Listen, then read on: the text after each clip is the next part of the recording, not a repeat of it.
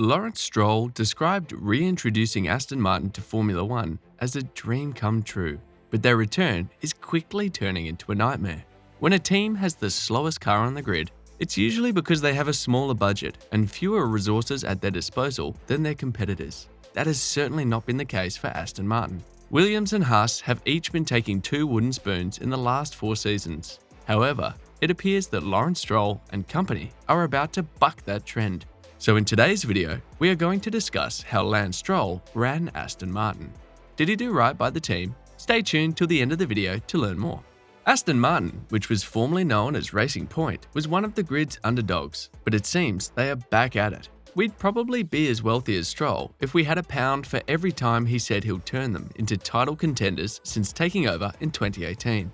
Indeed, while they were performing reasonably well, scoring points regularly when he arrived, he quickly made it clear that he had much loftier ambitions and has put his money where his mouth is since then. The Canadian has invested heavily in Aston Martin to bring them to the grid, has signed one of the sport's biggest names and highest earners in Sebastian Vettel, and has significantly increased the number of employees, and has spent £200 million on a new factory.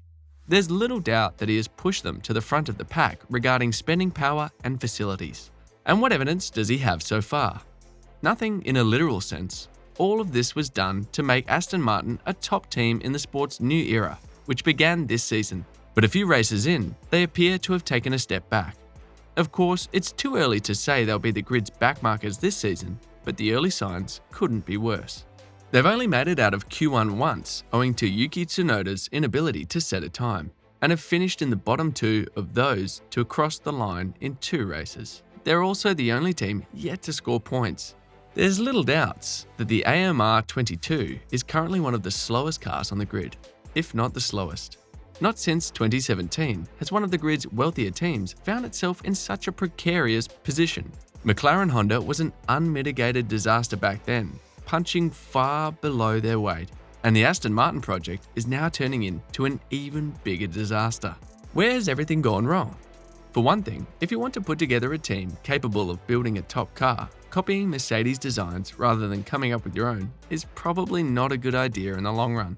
This strategy may have yielded some success in 2021, but it cost them last year when changes to the aerodynamic regulations harmed the German team, and by extension, themselves. It now appears to be costing them this year as well, with them falling short of their design philosophy requirement for the first time since 2019.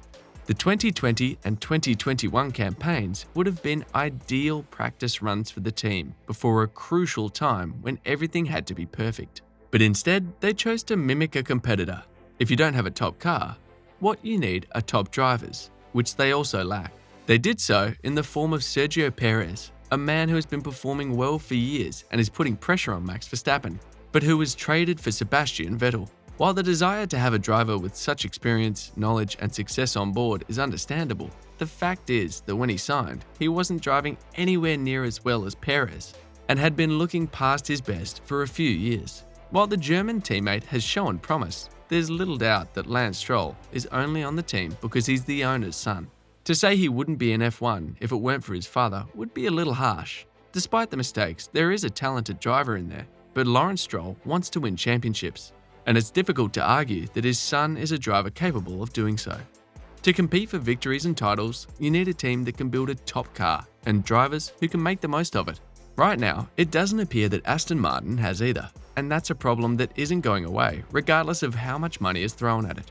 This project isn't yet as disastrous as the McLaren-Honda collaboration, but given the level of investment, it could be soon unless some changes are made.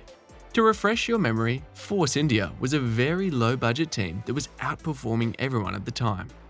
Now, after billions of dollars spent on the project, a revolving door of senior staff, and massive investment in facilities, the team is overfunded but underperforming alarmingly. To put it another way, this is not what Lawrence had in mind. Which brings to mind an old F1 adage. How do you become a millionaire in F1? Start as a billionaire. This is not precisely what is happening, but Stroll, in an uncannily Sergio Marchionne way, has done it his way, from acquiring Force India at all costs to building Racing Point without financial constraints. So why is it going so wrong? Coles, a former F1 team principal and owner of Buy Coles WEC team, is never one shy to speak his mind. He said, "It won't work. You have a team owner who thinks he is the team boss, who knows everything better and thinks he can put his son up at the front with all he has." For me, that is the completely wrong approach. The fish always stinks from the head. I can see the racing team going nowhere as long as Mr. Stroll doesn't see that as Mr. Whitmarsh is in charge is staying home, only setting budgets, letting people work who know their stuff, and getting the right people to lead the team, it's never going to work. There have been many investors who have tried to tell me that they know how business works. Then I said that may be all, but I think Formula One is a bit different. I used to tell them if you take $1 million of any currency and throw it on a fire, the money will burn up just as quickly as in Formula One if you don't know what you're doing. Coles went on to mention Stroll's willingness to go to any length to build a racing point for the 2020 season. This included funding the replication and construction of a car based on the 2019 Mercedes W10. The RP20 was dubbed the Pink Mercedes after being dubbed a copycat car. After the FIA upheld a protest filed by Renault F1 team, Racing Point was fined €400,000 and 15 F1 constructors' points were deducted, costing them third place in the 2020 F1 Championship and the extra prize money that comes with it. Everything seemed okay, continued Coles, until you took a closer look at the cars and realised it wasn't the right way to go about it. So everything had to be redone. A wrong decision was made.